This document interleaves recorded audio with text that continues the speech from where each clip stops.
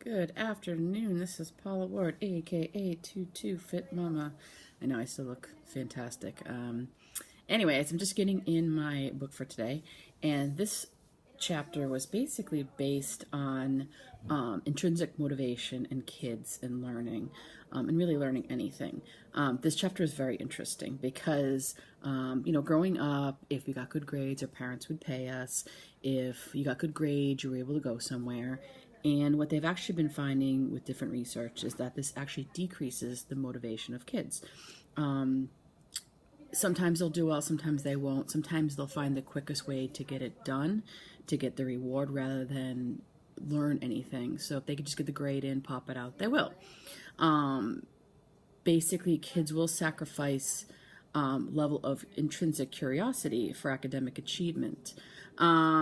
Basically, they had talked about research done by Harlow with monkeys. He basically took 8 monkeys and had a latch on a piece of wood and did not give them any rewards, just put it in their cage. And these monkeys just loved the latch. They would open it, and actually enjoyed the act of doing it. He then added 4 of the monkeys getting a raisin every time they opened the latch. And what he found was that they basically found it less and less more entertaining to do it. So basically, when we reward kids, we think, sort of treating them like monkeys or seals. Like you look at seals in the circus, they will do a trick for a fish. And that really, it doesn't actually help our kids get better grades. And really for anything, like you think, oh, I'm going to lose weight to buy a dress. I don't know, for me it doesn't work, and I never knew why, rather than look at other ways to do it. Basically, kids want to be more autonomous. I remember in school learning about, certain school age and grades, autonomy versus, I didn't remember it. But most younger kids they like to make the choices.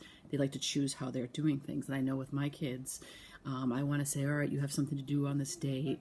And if they don't do it, I get frustrated and I do it for them.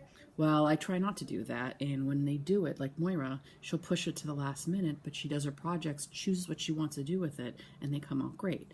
So I have had to kind of have patience in it and let them choose their activities. But sometimes it's very frustrating as parents. They basically found that when kids are fascinated by learning, they actually work harder, even when the task is harder. And even if they fail the first time they do it, they're actually more likely to basically try it again. Let's see what some of the other things that she talked about. This actually was a really interesting chapter. Let's see. She talked about bribing kids. We need to just back off and basically give them choices. So she talked about toddlers.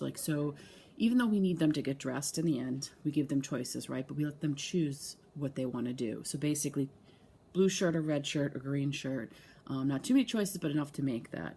School-age children, they have a project, but you decide when they want to, how they want to complete it, where they want to complete it, and when they want to complete it. And older kids, you got to be home by 10. You got to do this and that. What you do in between that is your choice. Basically, we need to be creative and patient as parents because it will take a while to do this. So basically, she's like, well, what do you do now as parents? You've taken away, or even anything. Like I look at sports, if a kid goes out and you tell them that if they throw balls, it's going to ruin their batting average. So what do? They want to come out of the game rather than us praising them for staying in the game and getting through a hard inning or a hard game. Basically, she recommended you can still be accountable, but for like chores. You can still pay for chores because they're mundane. They found that paying for mundane chores will work. So you can still keep those chores charts. But this is more about learning and getting good grades and really doing things. The biggest thing they found was actually letting kids create goals. And I know for me it works for weight loss, for exercise programs, at the start of different things, or even customers, like, what is your goal? What do you want to achieve?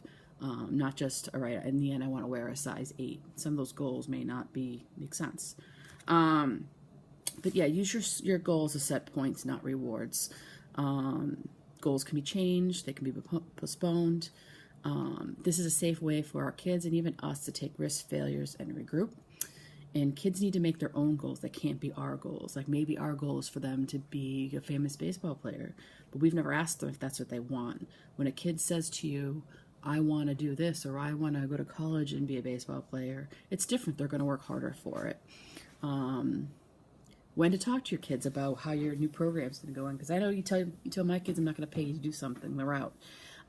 She talked about talking, and it's funny because I swear my kids discuss this in the car all the time. Everything gets brought up. Girls, dating, different things. When they're at least realizing that they're talking about what you're doing. So a lot of times, and this could be anything, sex ed, that gets brought up in the car and different things, what's going on in school. You're relaxed, you're driving. Sometimes you're not always looking at each other. It might be dark. But basically, ask your kids, all right, you have this project due. What's your plan on getting it done? What's your time frame? Let them set it. I've read this book probably about a year ago, and it's been hard to do that, but in stepping back and making them in charge of that and not me, and making them in charge of their final outcomes, it has worked.